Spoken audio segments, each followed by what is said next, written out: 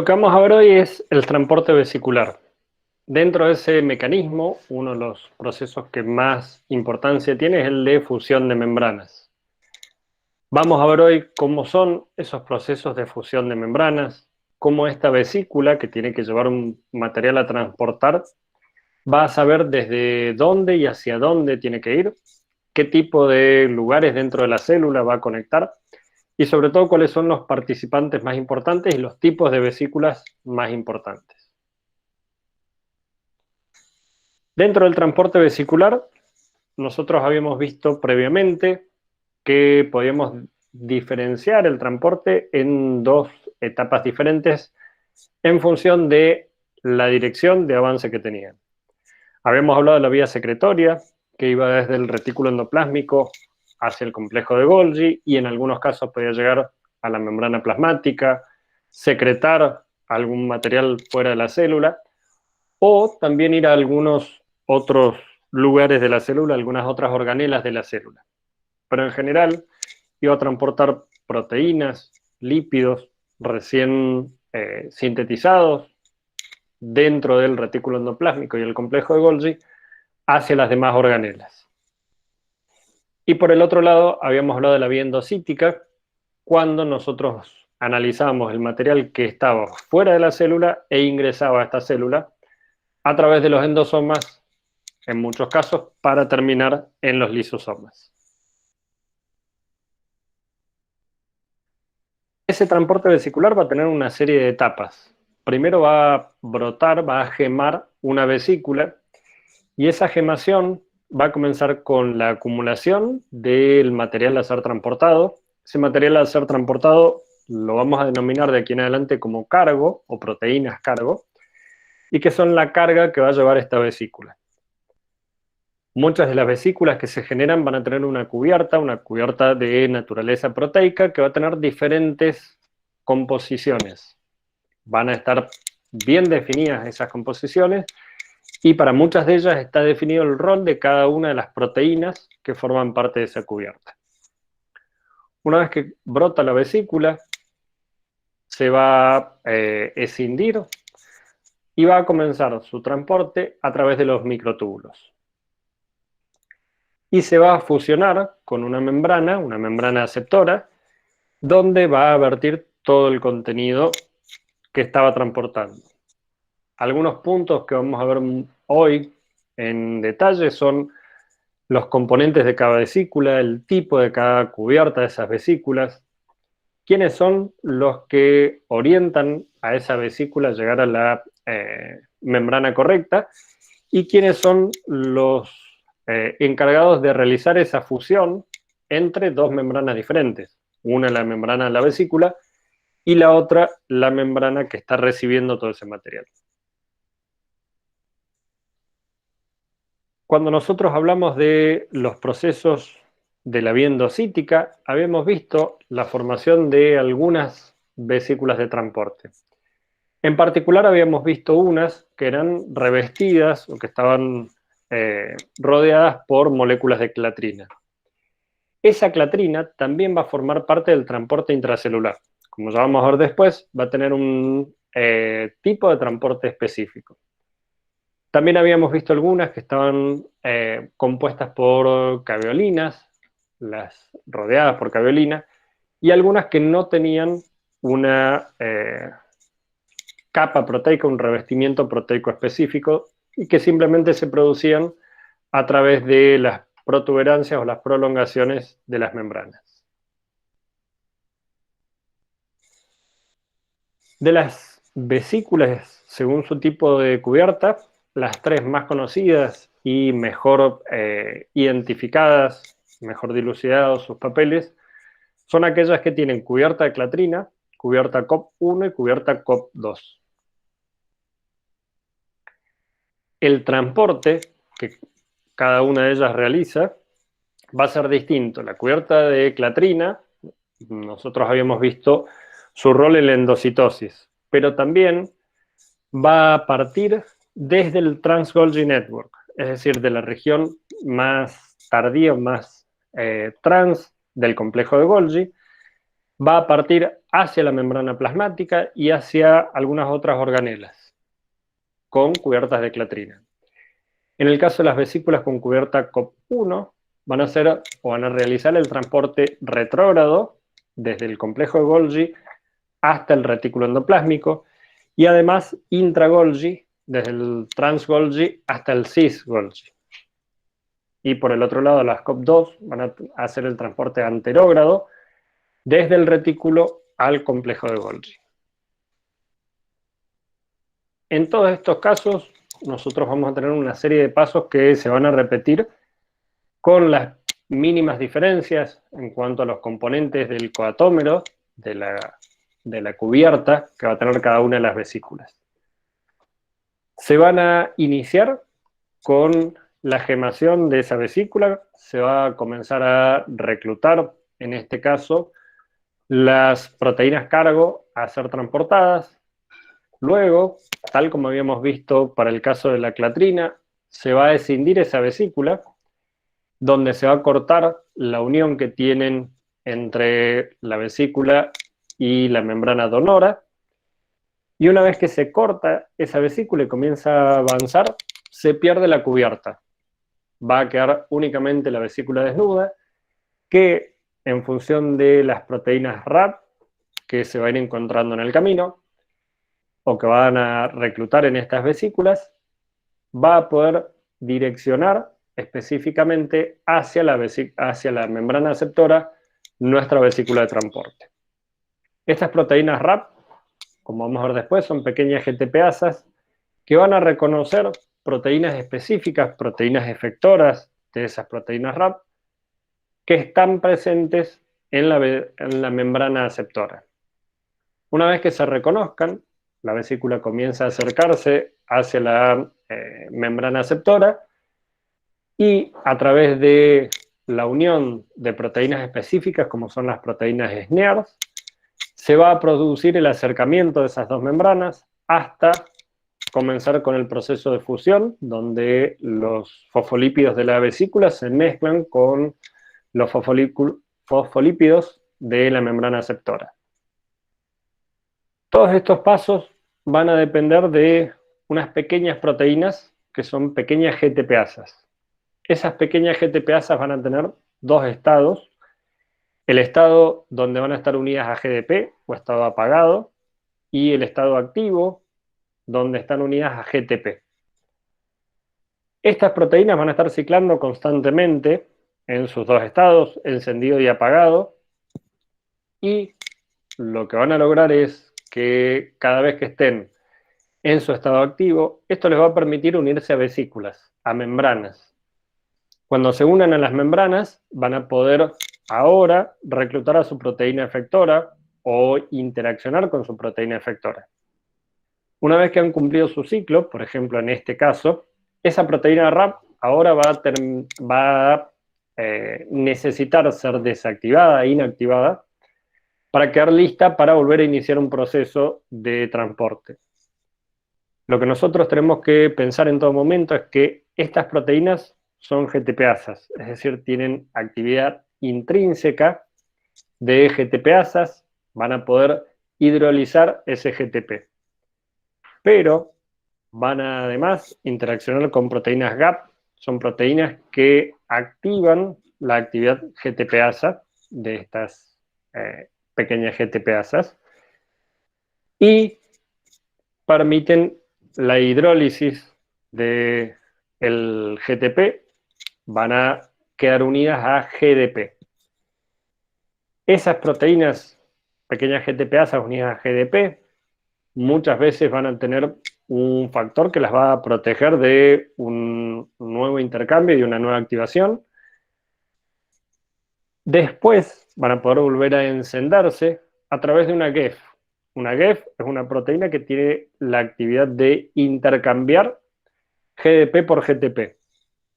En este caso, lo que tenemos que diferenciar es que para pasar de su estado GTP a GDP hay una hidrólisis del grupo fosfato, pero para pasar de GDP a GTP no va a haber una fosforilación, sino que va a haber un intercambio. Directamente se intercambia el nucleótido GDP por GTP.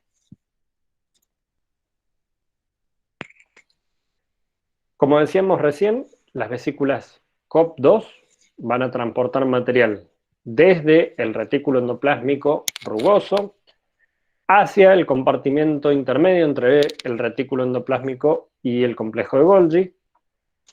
Y en este caso van a partir desde sitios específicos del retículo, que son los sitios de salida. En estos sitios de salida se va a acumular el material que va a ser transportado hacia el complejo de Golgi.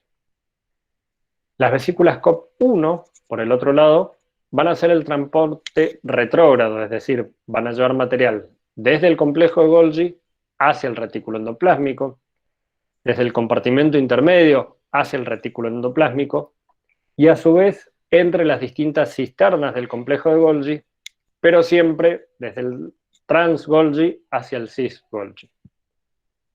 Y las vesículas de clatrina o con cubierta de clatrina, habíamos visto su rol en la endocitosis, que van a ir directamente a los endosomas tempranos, pero también desde el trans-Golgi network van a avanzar hacia la membrana plasmática, llegando por un lado hacia ella mediante vesículas de secreción y por otro lado también van a ir hacia los endosomas tardíos, a los lisosomas.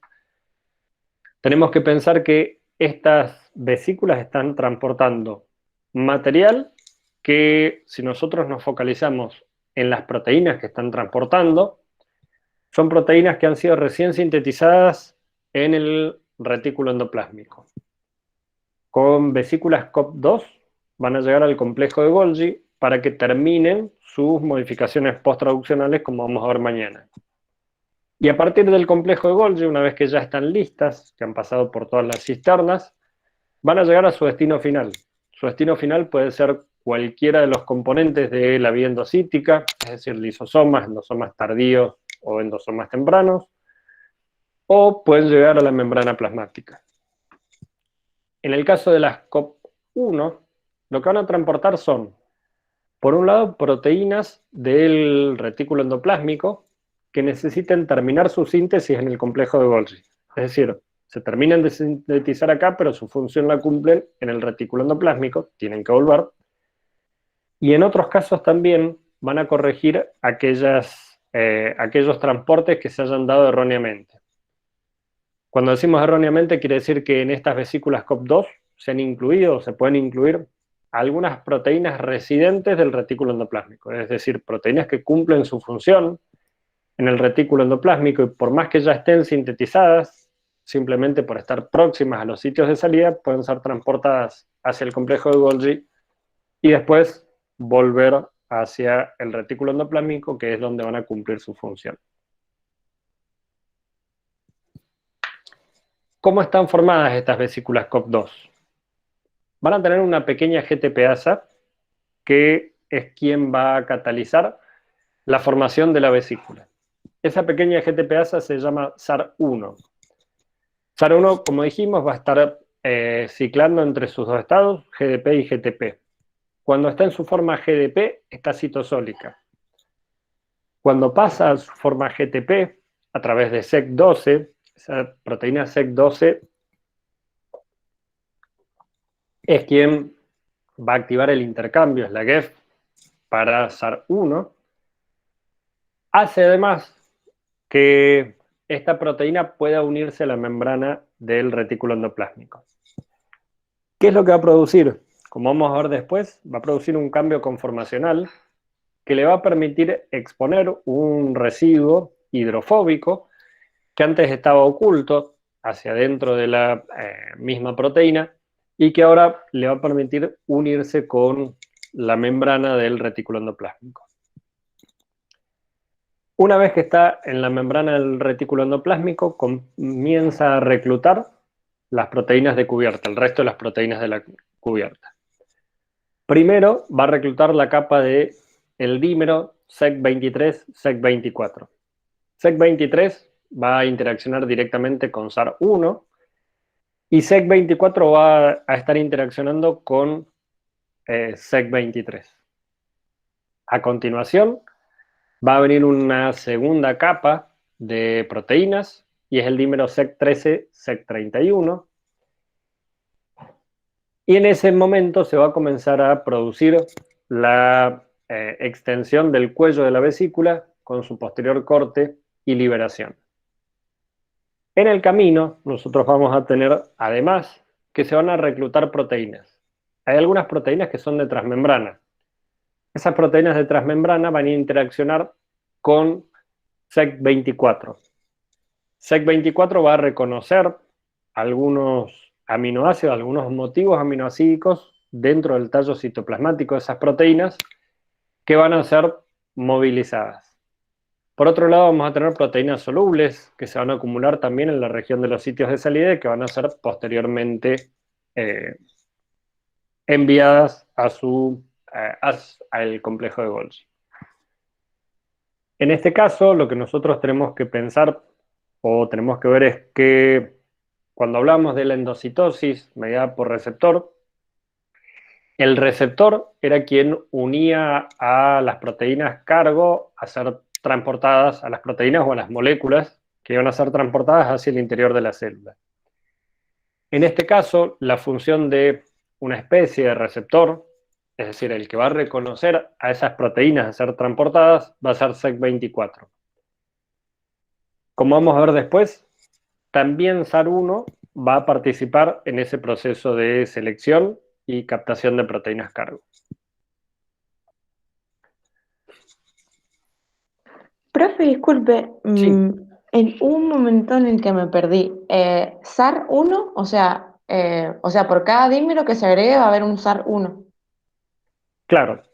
Y SAR, luego claro, y luego ¿qué pasa con SAR1? ahí No sé, se vamos. sale de la... Ah, bien. En realidad, mientras esté formando la vesícula, va a estar encendida. Lo que va a suceder después es que como SAR1 es necesario que esté en su estado GTP para poder concentrar todas estas capas proteicas, esta cubierta proteica, lo que va a necesitar esta SAR1 GTP es pasar a su estado GDP, que es lo que tenemos acá en distintos colores. Claro, se vuelve citosólica otra vez, digamos. Se vuelve citosólica otra vez y eso hace que se desarme toda la cubierta. Bien. Como decíamos recién, esa hélice anfipática está escondida hacia el interior de la proteína, mientras SAR1 está en su forma inactiva, en su forma GDP. La GEF de SAR1, que hace el intercambio de GDP por GTP, además produce un cambio conformacional que le permite a SAR1 exponer esa hélice anfipática, que es la que va a quedar insertada en la membrana del retículo endoplásmico. SEC23 se va a unir a SAR1 en su forma GTP. Esta va a estar unida a SEC24 y esta va a reclutar las proteínas cargo, ya sea una proteína de transmembrana que va a ser transportada o el receptor de una proteína cargo que va a transportar una proteína citosólica. Cualquiera de esas dos proteínas que van a ser transportadas van a unirse directamente a SEC24. Hay una familia de proteínas que tienen tallo citoplásmico más corto. Para llegar a acceder a SEC24, que no hace, si bien en el esquema parece que lo hiciera, pero no hace contacto directo con la membrana, sino que está a algunos Armstrong de distancia. Para cubrir esa distancia, este tallo citosólico tiene que tener por lo menos más de 20 aminoácidos. Hay algunas proteínas, por ejemplo las glicosiltransferasas, las glicolípido glicosiltransferasas del complejo de Golgi, que tienen tallo citoplásmico más corto, de entre 7 a 10 aminoácidos. Por lo tanto, no pueden acceder a SEC24, los sitios de SEC24. Lo que van a hacer es unirse directamente a SAR1, que esta sí está haciendo contacto directo con la membrana del retículo endoplásmico, y SAR1 tiene unos sitios de unión a esas proteínas que van a ser transportadas y que tienen tallos citoplásmicos más cortos. Como decíamos recién, el coatómero se completa con el complejo SEC13-SEC31 y a su vez ese complejo SEC13-SEC31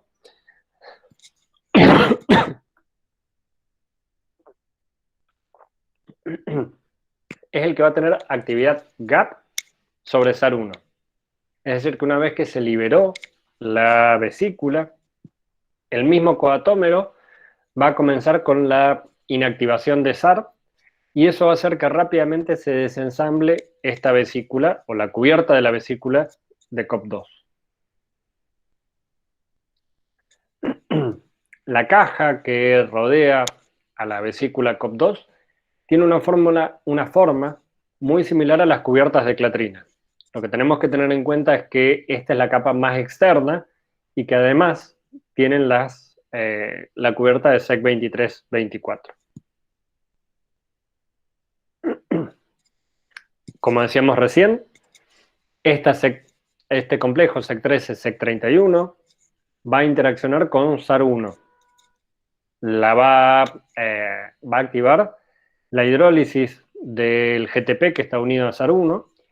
Eso hace que se inactive y pierda la afinidad por la membrana SAR1, por lo tanto se comienza a desensamblar toda la cubierta proteica, el coatómero, dejando únicamente la vesícula desnuda que pueda avanzar hacia su destino final, que en este caso va a ser el complejo de Golgi. En el caso de las vesículas tipo COP2 es muy similar. La diferencia es que acá nuestra pequeña GTPasa es ARF. ARF de la misma forma va a estar ciclando entre sus formas GDP y GTP. Cuando esté en su forma GTP, gracias a la interacción con P23, P24, P23 la va a unir, P24 va a catalizar el intercambio de GDP por GTP. De esa forma se va a unir a la membrana y va a comenzar a reclutar al resto del coatómero, al resto de las proteínas de cubierta. El coatómero en este caso se denomina, es un dímero de beta-COP y gamma-COP, y esas proteínas se van a ir agregando sobre las vesículas que van a ser transportadas. Una vez más, se va a escindir esa vesícula, va a comenzar a desensamblarse el coatómero de la misma forma que antes, a través de una GAP específica para ARF, va a promover que ARF pase a su forma GDP y de esa forma que se desensamble el coatómero y directamente la vesícula desnuda vaya a fusionarse con la organela de destino.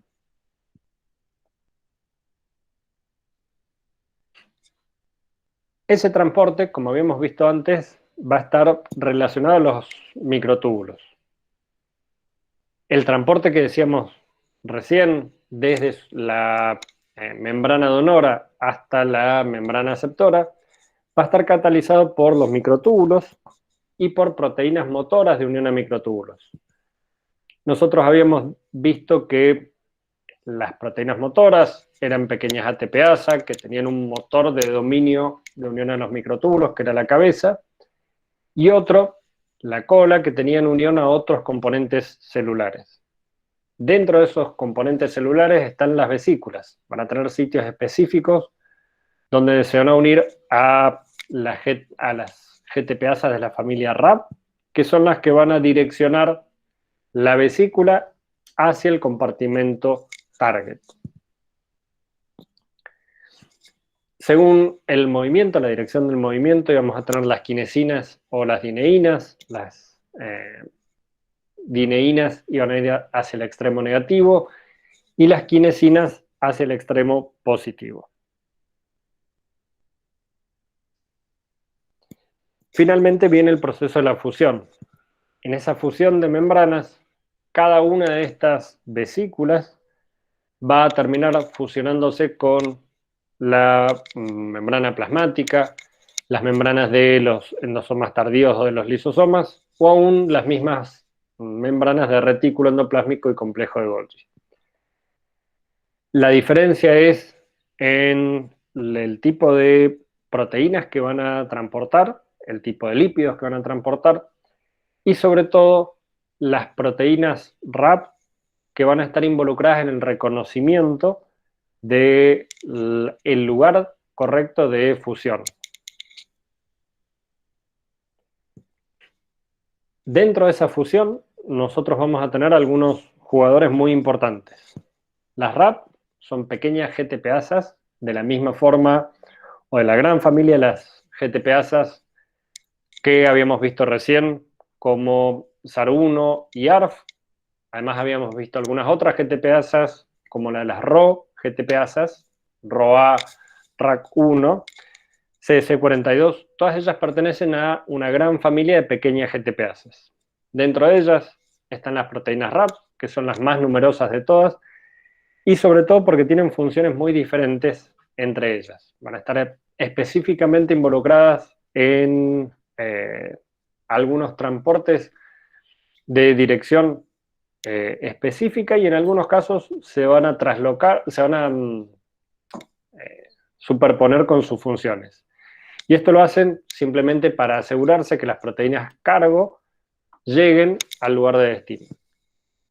Por otro lado, como vamos a ver también, las proteínas SNERs son dos proteínas o dos familias de proteínas muy importantes en la fusión. Vamos a tener una gran clasificación de las SNERs en B-SNER o T-SNER.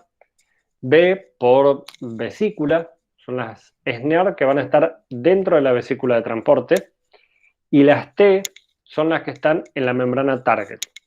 Para que se produzca la fusión, estas B-SNER tienen que reconocer e interaccionar con las T-SNER y de esa forma aproximar la vesícula de transporte hacia la membrana de destino. La SNAP, la alfa-SNAP, es una proteína que une a NSF. NSF es una proteína con actividad ATPasa. Este complejo de proteínas de alfa-SNAP y NSF lo que van a hacer es despegar, por así decirlo, o revertir esa fusión entre las B-SNER y las T-SNER, de manera tal que puedan ser reutilizadas en otros procesos de transporte.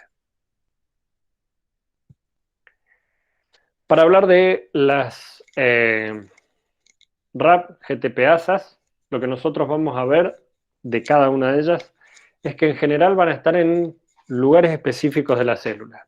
Acá tenemos una microscopía electrónica que hicimos con RAP39A y que está específicamente en los lisosomas o en los endosomas. ¿Qué quiere decir esto? Que esta proteína va a estar involucrada o está potencialmente involucrada, después se demostró que era así, en etapas de transporte que involucren los lisosomas y los endosomas. RAP39B, por el otro lado, está asociada al complejo de Golgi. Todas estas manchitas negras que nosotros vemos, en este caso, son bits, bolitas de oro muy pequeñas, que están embebidas con un anticuerpo anti-GFP. Entonces, cuando encuentran a una proteína RAP39 GFP dentro de la célula, se unen a ellas y como tienen una densidad mucho mayor que el resto de los componentes celulares, nosotros podemos verla en una microscopía electrónica con mayor intensidad, como podemos ver estos puntos más oscuros acá. Lo que vemos acá son las membranas del complejo de Golgi. Esas proteínas RAP se denominan pequeñas porque, por un lado, la proteína tiene un tamaño de alrededor de 25 kilodalton, con pequeñas variaciones entre ellas, pero todas tienen un peso muy similar. De hecho, la cantidad de aminoácidos es muy similar entre todas ellas, varían en algunos, en el muy poco número de aminoácidos, y tienen dominios muy conservados, sobre todo aquellos relacionados a su función. Son las encargadas de organizar el tráfico intracelular mediado por vesículas. Es decir, son las encargadas de decidir hacia qué organela va a ir determinada vesícula. Una vesícula que sale del complejo de Golgi, como dijimos recién, tiene múltiples destinos. Puede ir a cualquier organela de las que están en la célula o aún puede ser secretada. Las proteínas RAP son las que van a decidir específicamente a dónde va a ir esa vesícula. y lo van a decidir en función de la proteína que está siendo transportada.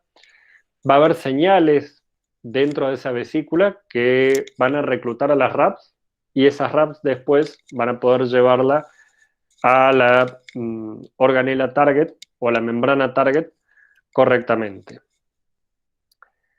Además de la direccionalidad, también están relacionadas con la gemación de la vesícula, es decir, cuando se escinde esa vesícula, hay muchas RAP relacionadas con ese proceso de división de las membranas.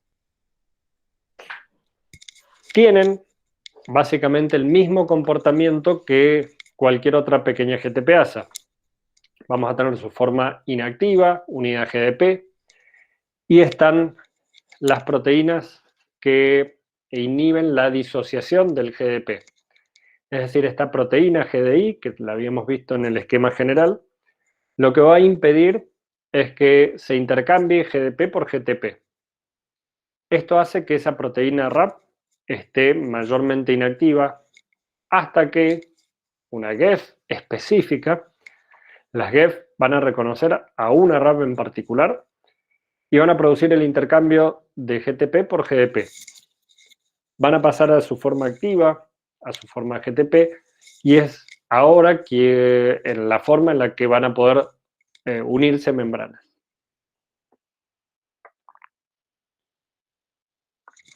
Profe, Sí, ¿hay una GEF para cada RAP? O sea, sí. específica. Hay una GEF para cada RAP específica. Si bien no todas están descubiertas, la mayoría de ellas, hasta ahora lo que se ha encontrado, es que cada GEF sirve o es activa únicamente sobre una RAP en particular. Para muchas RAP no se conoce su GEF específica.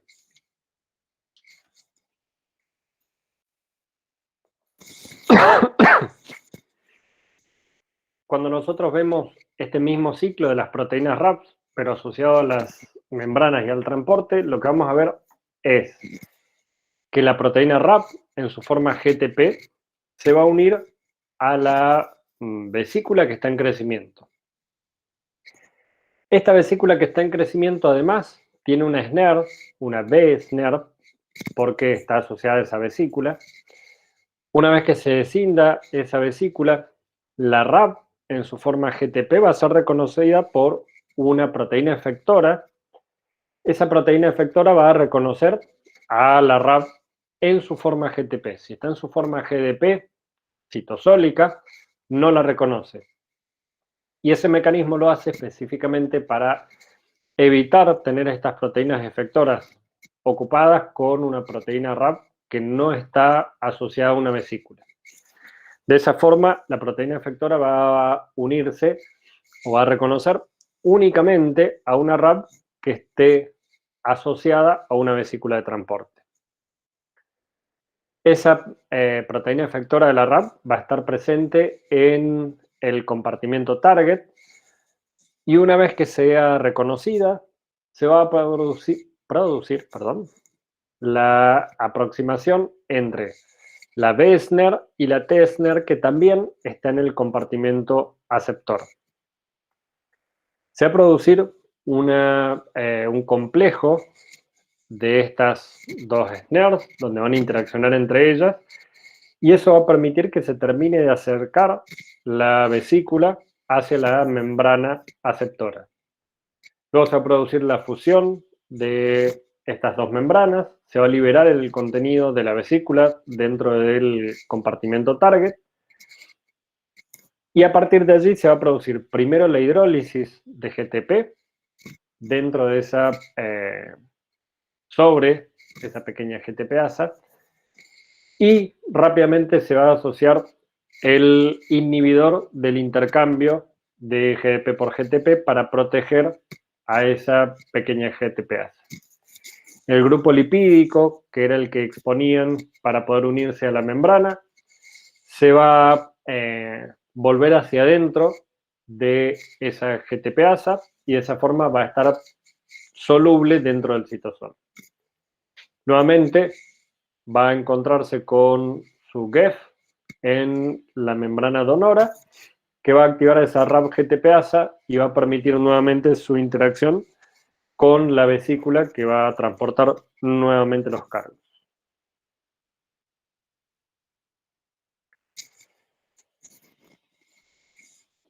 Como decíamos recién, esas interacciones que se dan entre las SNERs se van a dar en dos etapas. Primero va a haber un complejo cis, perdón, un complejo trans y después uno cis en función de cómo estén entre ellas con respecto a la membrana.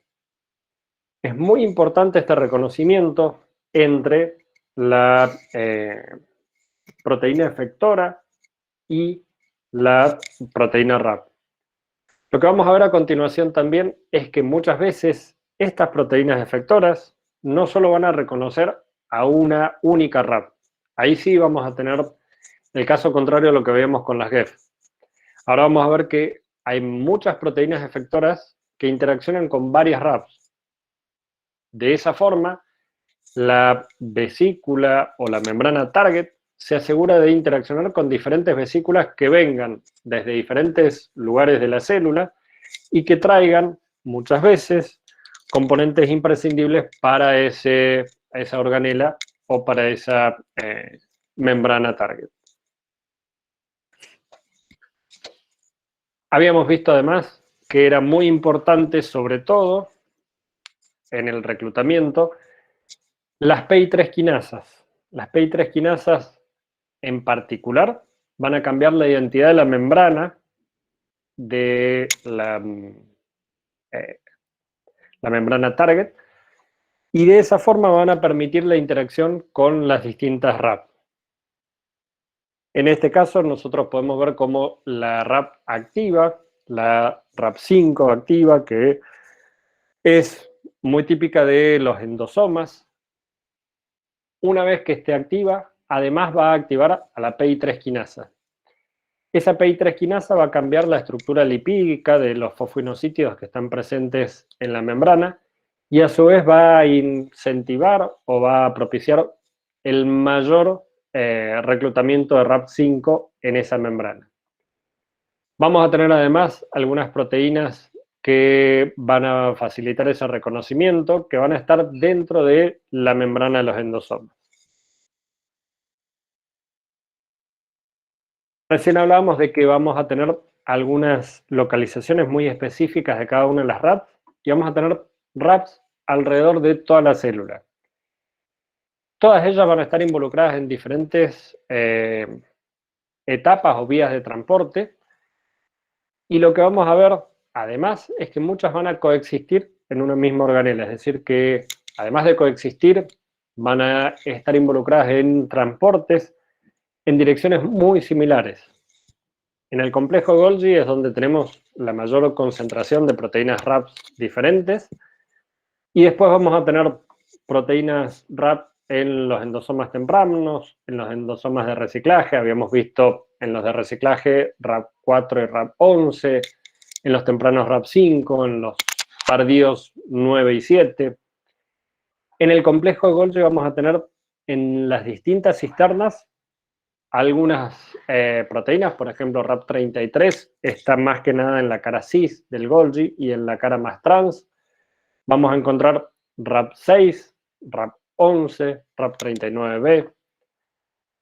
Todas ellas van a tener, como dijimos recién, coexistencia en algunas organelas y muchas de ellas van a compartir vías de transporte y eso hace que la vía sea más eficiente. Si yo tengo un problema con una de las RAPs, ya sea que está mutada por alguna razón o porque está ausente, yo puedo llegar a tener otra proteína RAP que cumpla con el mismo rol. Después, por ejemplo, vamos a tener en los endosomas de reciclado RAP11, RAP14, pero que van a tener funciones distintas, específicas entre ellas, todas relacionadas al transporte, desde y hacia el endosoma de reciclado, pero que van a tener proteínas efectoras diferentes, por lo tanto van a catalizar pasos diferentes de transporte. Esta simplemente es una reconstrucción de una célula epitelial donde nosotros podemos ver cuál es la ubicación en cada una de las organelas. Como decíamos recién, en el complejo de Golgi tenemos una gran variedad de proteínas RAP y están mayormente en algunas de las cisternas. En función de las cisternas en las que se encuentren, es hacia dónde van a movilizarse. Acá tenemos el ejemplo de RAP31, que va a estar específicamente movilizándose hacia endosomas tempranos y hacia endosomas tardíos. RAP9 va a transportar material de los endosomas tardíos hacia el TGN. RAP6 vamos a ver que va a tener muchas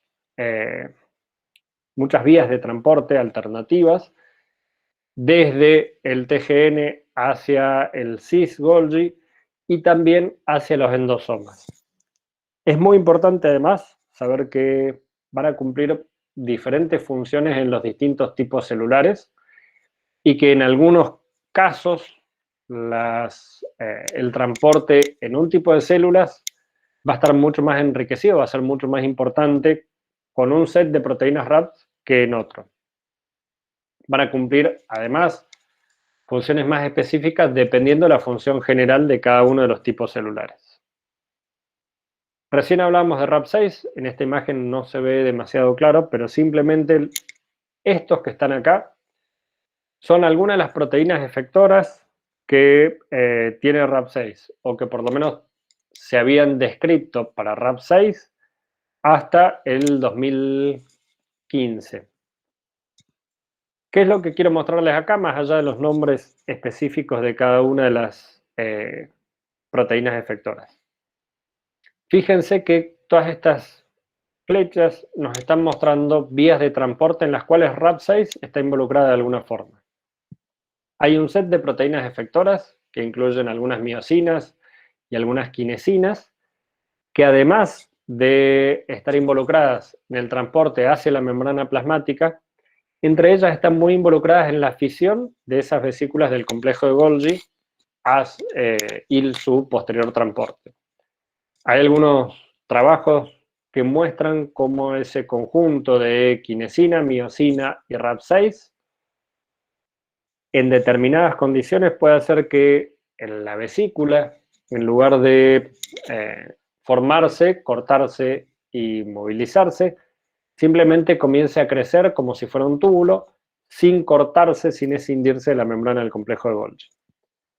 Por otro lado, tenemos otro set de proteínas efectoras que van a relacionar ese transporte hacia el retículo endoplásmico o hacia los endosomas de reciclado. Dentro de este tipo de transporte tenemos, por ejemplo, RAP6-IP1, que ya lo habíamos visto antes como un ejemplo simplemente de otro tema. Esta proteína debe su nombre, RAP6-IP1 es por proteína interaccionante con RAP6. A su vez, esa proteína efectora interacciona con RAP11, RAP2, RAP39. Es, como se dice, muy promiscua en cuanto a la cantidad de RAPs con las que interacciona. Y eso hace que sea muy importante y clave en distintas etapas del transporte. Va a ser una proteína efectora que va a compartir RAPs que están en el complejo de Golgi, que están en los endosomas de reciclado, que están en los endosomas tardíos. Todo eso a partir de esta única proteína efectora. ¿Cómo se ve en el microscopio una proteína RAP? Una proteína RAP en su forma GDP va a estar citosólica, como habíamos predicho, y en su forma activa va a estar unida a las membranas. Nosotros podemos activar e inactivar estas proteínas RAPs simplemente haciéndole una mutación puntual en uno de sus aminoácidos. De esa forma podemos obtener, por ejemplo, RAP11 unida a GDP permanentemente.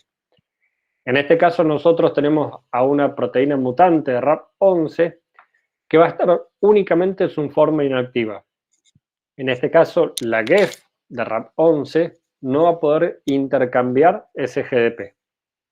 De esa forma, vamos a inactivar a nuestra RAP11 y vamos a poder ver, por ejemplo, en qué vías de transporte está involucrada, ya que esas vías de transporte se van a ver interrumpidas ante la presencia de RAP11 GDP.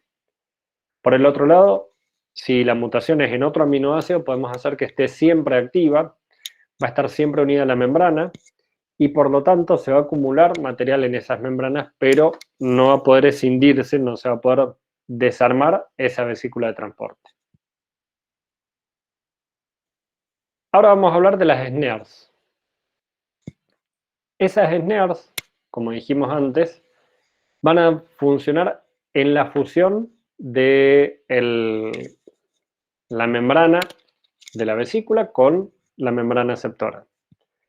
Va a haber un reconocimiento entre ellas, va a haber una interacción entre ellas, y lo primero que se va a formar es el complejo trans.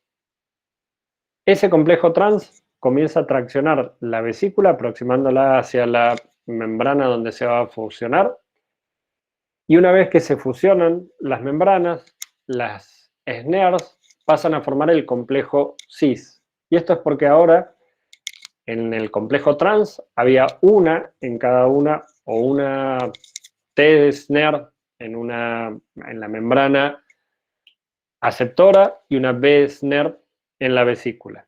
Hay una de cada lado. Cuando se fusiona la vesícula, las SNERs están todas del mismo lado, están en cis entre ellas, y tanto la B-SNER como la T-SNER están sobre la membrana aceptora. Como dijimos antes, esas SNERs, las B-SNER, tienen que ser recicladas para volver a ser utilizadas en otros procesos de transporte. Y es allí donde se va a unir el complejo NSF-alpha-SNAP. Alpha-SNAP va a reconocer a los complejos de T-SNER y B-SNER, y con consumo de ATP se va a producir la disociación de las SNERs, es decir, se van a separar las T-SNER de las B-SNER. Y esas B-SNER ahora se tienen que reciclar y tienen que volver hacia donde estaban originalmente, es decir, hacia la vesícula donora original. Esas SNERs están compuestas mayormente por alfa hélices, y esas alfa hélices tienen todas la misma localización. El carboxilo terminal está hacia el interior de la membrana, tienen un dominio de transmembrana que les permite atravesar esas membranas lipídicas, y el extremo N-terminal es el que está expuesto hacia el citosol y es con el que van a hacer la interacción entre ellas. Acá tenemos dos ejemplos, una es BAMP y la otra es SNAP25. Esa SNAP25 está en la membrana plasmática y hace o interacciona con BAMP, que viene en una vesícula. Como dijimos antes, este complejo trans primero hace que las membranas comiencen a acercarse. Lo primero que va a suceder es que la membrana externa de la vesícula va a comenzar a fusionarse con la membrana externa de la membrana aceptora. Y después se hace un proceso de hemifusión donde vamos a tener coexistiendo una parte de la vesícula con una parte compartida por las dos, y finalmente se va a producir la fusión donde la vesícula ahora, acá tenemos que recordar que está el resto de la vesícula, se hace la fusión donde además se produce un corte en esta parte que está compartida y permite que el interior de lo que estaba contenido en esa vesícula sea transferido a la organela o a la membrana target. Profe, ¿qué lleva a cabo ese corte, o sea, en la fusión? ¿Por qué se da? Eso en realidad tiene un efecto más que nada que relacionado a la termodinámica de la interacción entre los fosfolípidos.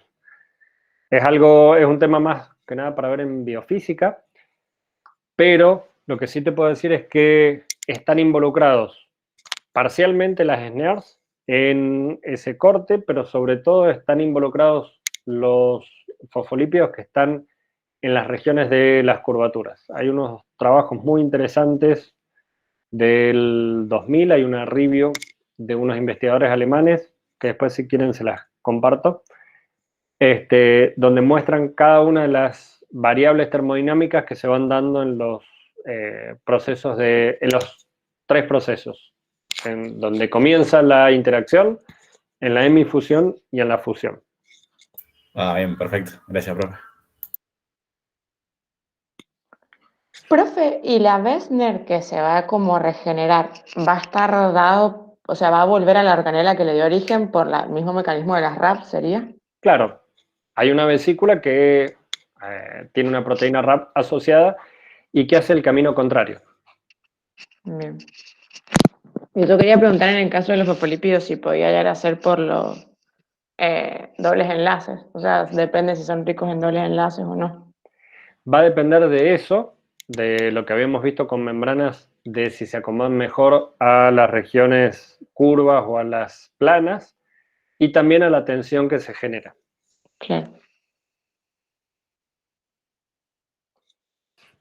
En el caso de la fusión de membranas guiada por las proteínas SNER, también vamos a tener el uso de estos mecanismos por algunos virus. Muchos virus van a imitar o van a tener proteínas similares a las B-SNER, que van a reconocer a las T-SNER extracelulares, es decir, que van a poder ingresar a la célula por medio de ese mismo mecanismo. Las proteínas que van a regenerar a las B-SNER y que las van a enviar a su organela donora, como dijimos antes, son NSF y alfa-SNAP. Esas proteínas lo que van a hacer básicamente son un complejo que tiene una cavidad donde alfa-SNAP va a permitir o va a rodear al complejo de SNERS, al complejo cis de SNERS. Una vez que las separe, utilizando el gasto de energía a través del ATP, se va a desensamblar nuevamente ese complejo de NSF y alfa-SNAP. Estas proteínas, como dijimos, en el medio van a tener una cavidad donde van a envolver a las SNERs que están separando. Las separan entre ellas, rompen las interacciones que tienen entre ellas y se desensambla rápidamente el complejo. Después las SNERs, por la difusión propia que pueden llegar a tener en la membrana, se van a separar las B-SNER de las T-SNER y son las B las que van a ser específicamente relocalizadas hacia su organela de origen.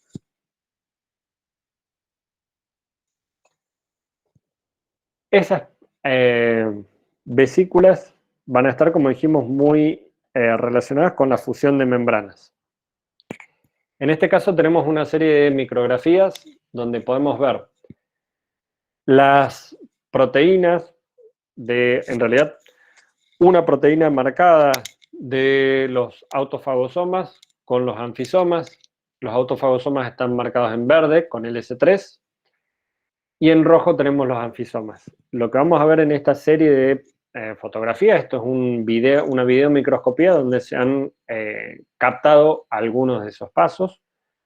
Nosotros podemos ver cómo las vesículas se van aproximando. En este caso es un autofagosoma con un anfisoma, no una vesícula de transporte específicamente. Se aproximan entre ellas, se fusionan las membranas y se libera el contenido de una sobre la otra. La fusión rápidamente, o sea, se lleva a cabo muy rápidamente. Esta serie de fotos están tomadas en 35 segundos y eso permite que compartan material. En este caso, vamos a ver si anda el video.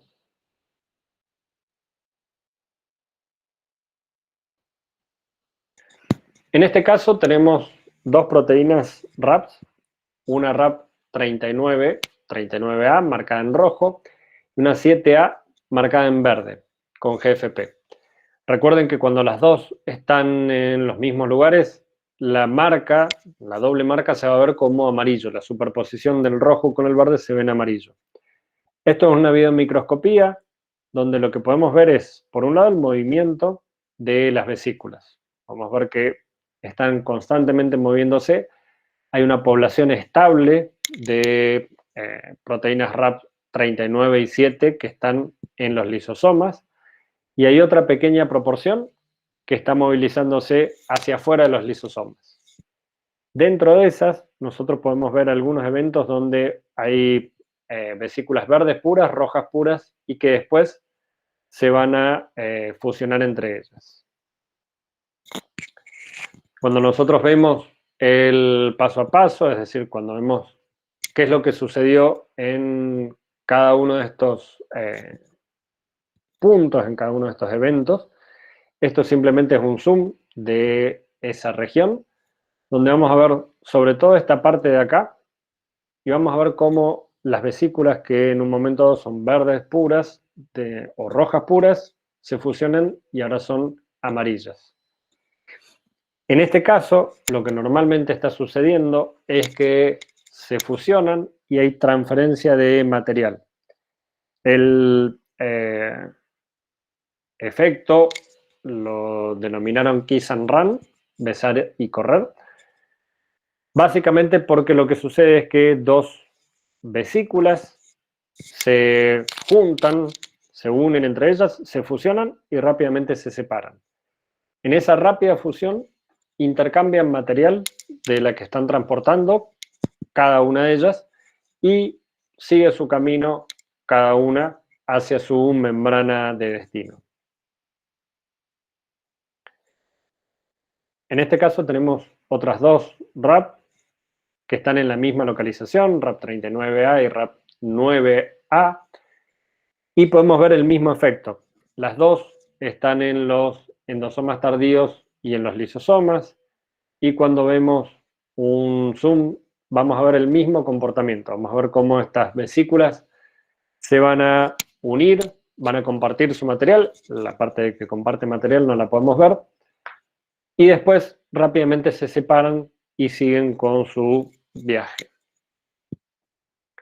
Y acá vamos a ver cómo RAP39A también está relacionada con los autofagosomas.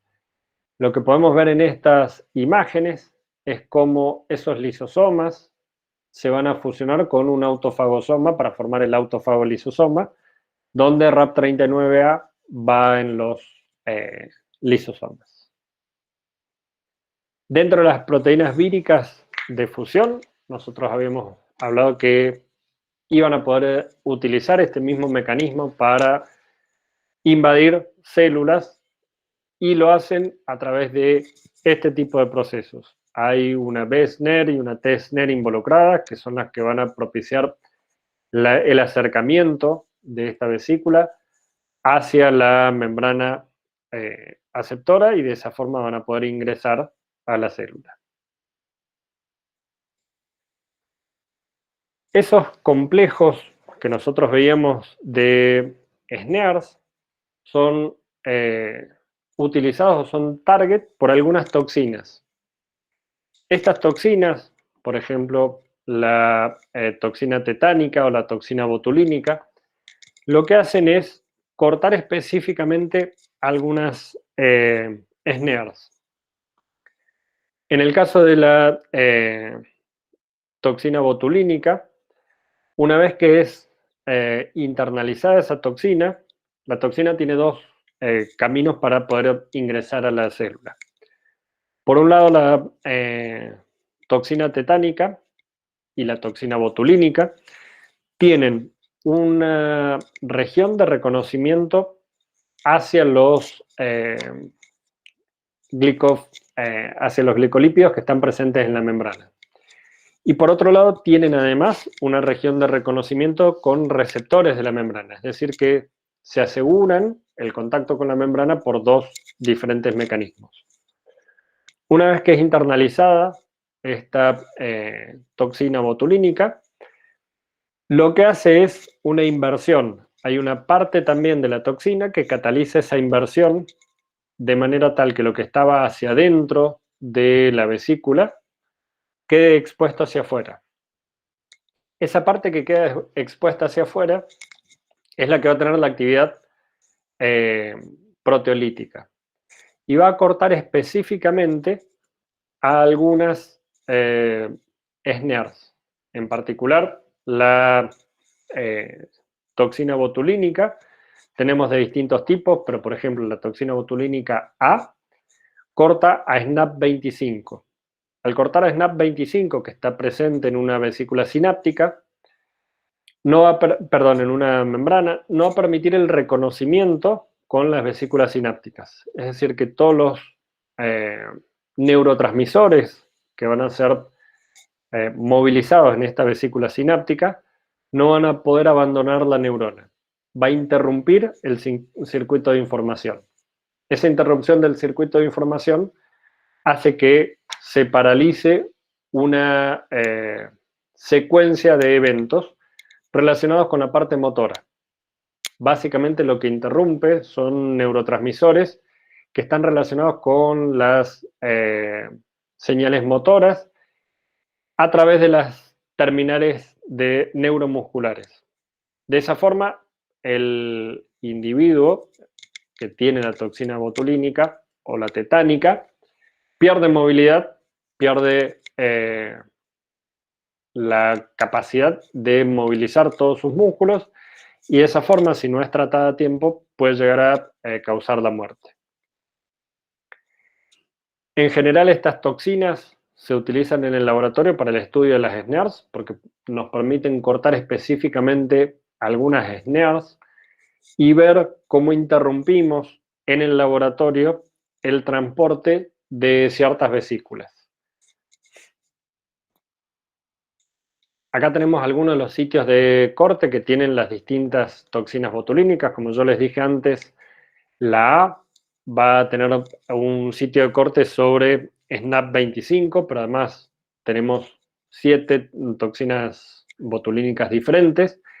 Y las tetánicas también tienen distintos sitios de corte, tanto en las BSNER como en las TSNER. Entonces, utilizando estas drogas, nosotros podemos evitar la fusión de determinadas vesículas, ya sea neuronales o vesículas que estén en cualquier otro tipo de células que utilicen estas SNERs para la fusión. Acá tenemos un ejemplo de qué es lo que le sucede a BAM3 cuando se le agrega la toxina tetánica. BAM3 es una SNER que está asociada a membranas y que cuando se le agrega la toxina tetánica pierde esa afinidad por las membranas y queda citosólica. Por lo tanto, también va a perder la posibilidad de posibilitar la fusión de una vesícula con la membrana aceptora.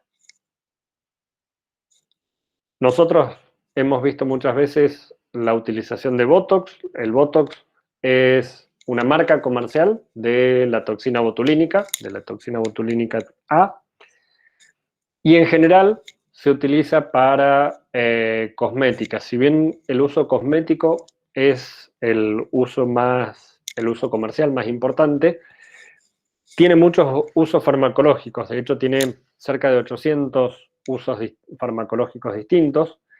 Y si bien este es el más conocido, como decíamos recién, lo que hace es disminuir las tensiones musculares en algunas regiones. La primera aplicación que se hizo de la toxina botulínica con un fin farmacológico fue para mejorar los párpados caídos. Vieron que muchas veces tenemos un párpado más caído que el otro, en algunos casos puede llegar a ser bastante crítico. El médico que comenzó con estas aplicaciones corrigió ese párpado caído a través de la aplicación de Botox en estas regiones. ¿Qué es lo que vio? Que además de ese efecto que reducía el párpado caído, el paciente también tenía una especie de rejuvenecimiento de la piel. Entonces rápidamente optó por continuar sus estudios con otro tipo de aplicaciones. Hoy en día la toxina botulínica se utiliza mayormente con aplicaciones cosméticas, pero hay enfermedades como por ejemplo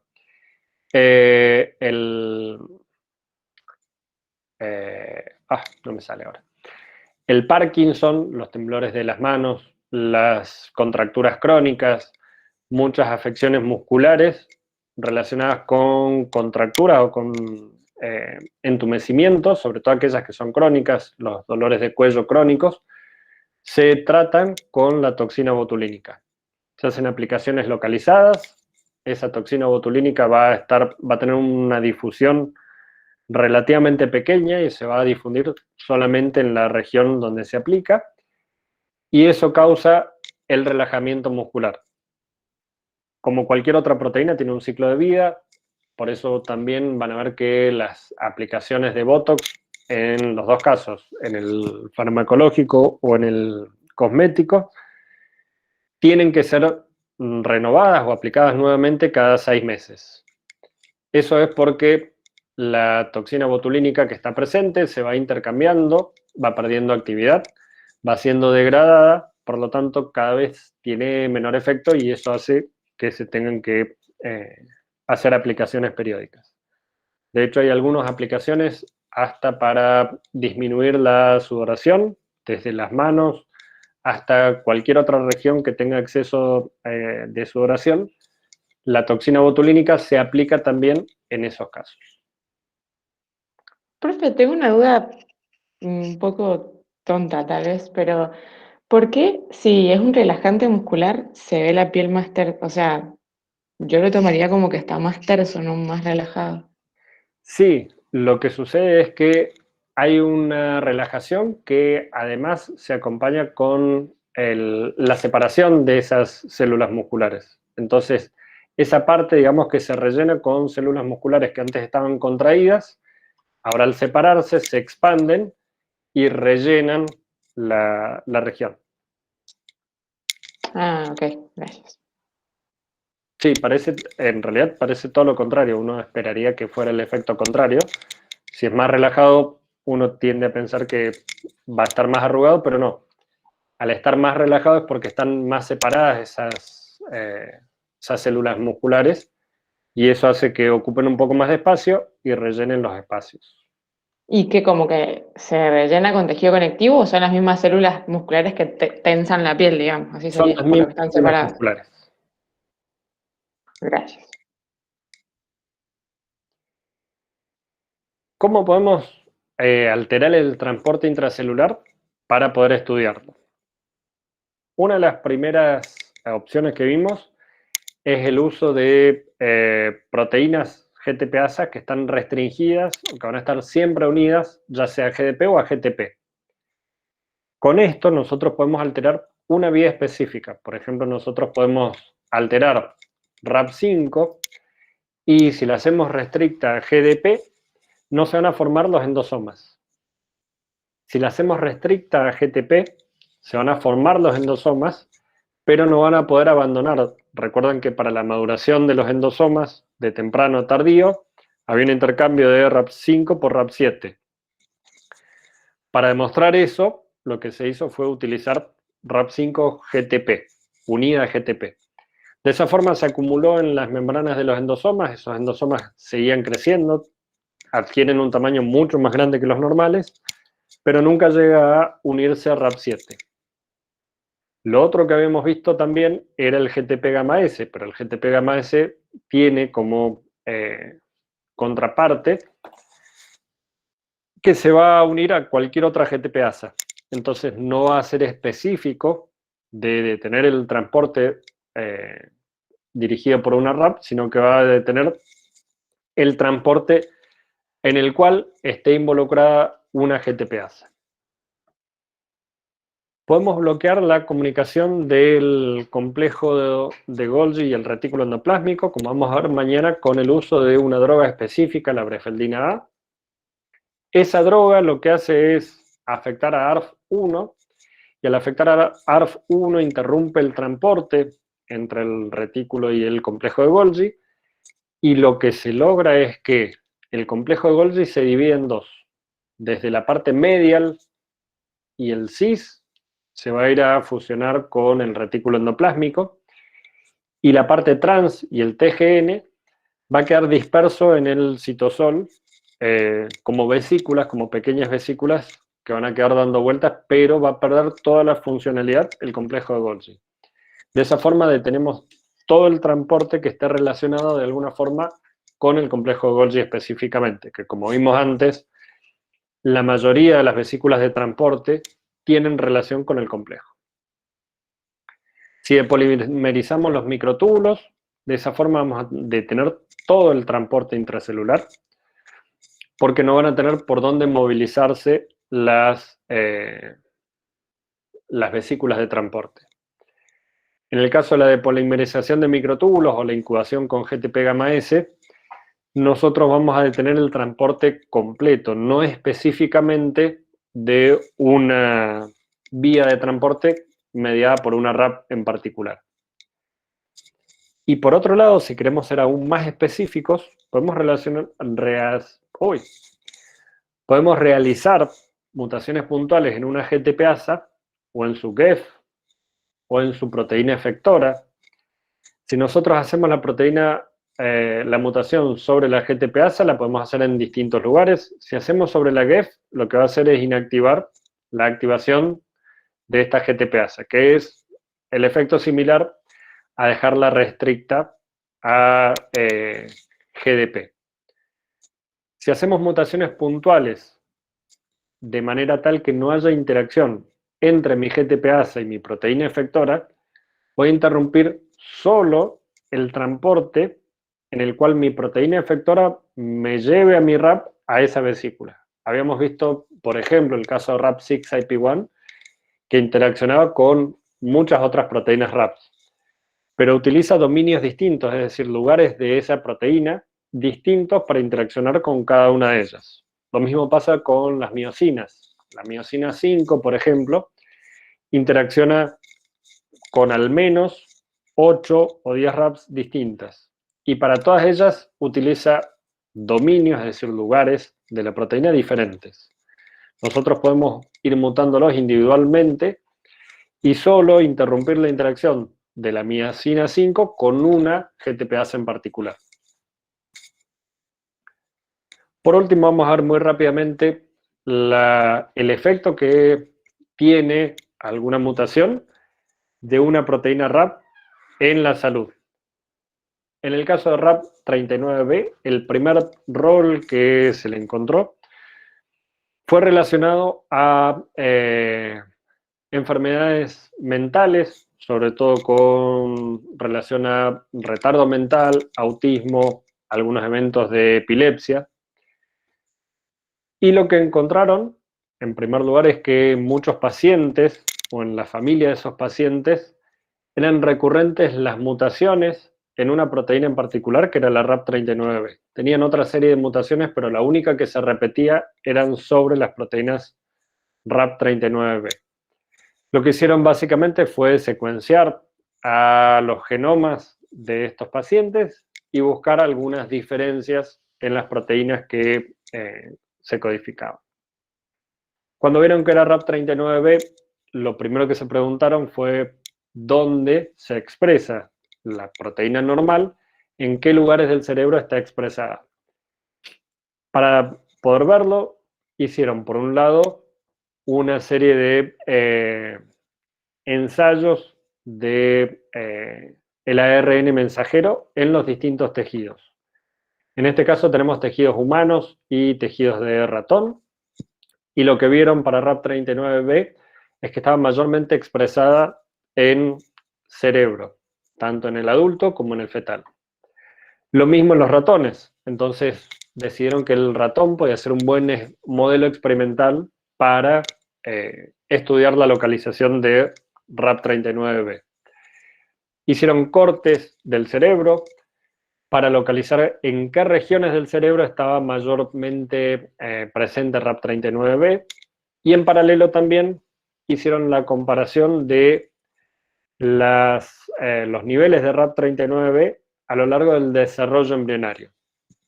Lo que fueron viendo es que hace una curva en los diferentes días de gestación y de postgestación, donde la que va cambiando, la que va aumentando es únicamente RAP39B y no la isoforma similar, que es RAP39A. Lo que podemos ver acá es que se mantiene constante RAP39A.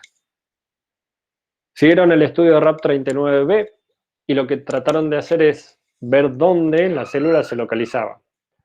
Para ello utilizaron distintos marcadores del complejo de Golgi, como podemos ver acá, algunas sintaxinas para ver si estaban en los endosomas y algunas RAP, como la RAP11, para ver si estaban los endosomas de reciclado. Vieron que mayormente estaba enriquecida en el complejo de Golgi. Esta que tenemos a la izquierda es RAP39B, marcada fluorescentemente. A continuación lo que hicieron es ver cuál era el rol de RAP39B dentro de una neurona. Lo que encontraron es que estaba involucrada en la diferenciación de las neuritas. Acá nosotros tenemos algunos procesos de algunos conos de crecimiento donde podemos ver cómo va cambiando en función de si se ha silenciado o no RAP39. Si nosotros analizamos las terminales que tenemos acá cuando la RAP39B está presente, son muy distintas a este patrón que tenemos cuando RAP39B ha sido silenciada.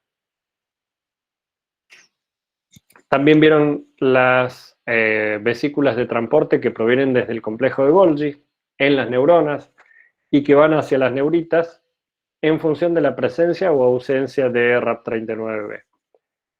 Cuando vieron en presencia RAP39B, con RAP39B marcado con GFP, vieron que había muchas vesículas del complejo de Golgi que eran transportadas por RAP39B en las neuronas. Lo que hicieron a continuación después fue silenciar y ver cómo esas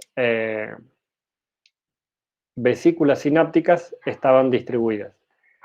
Y vieron rápidamente que el número y la distribución era menor cuando silenciaban RAP39B. En este panel nosotros tenemos células donde se silenció RAP39B y podemos ver la cantidad de vesículas sinápticas que tienen estas neuronas, que son mucho menor que las que podemos ver en este par de células donde no se silenció RAP39. Esto me está diciendo que RAP39B es necesaria para la formación de las vesículas sinápticas.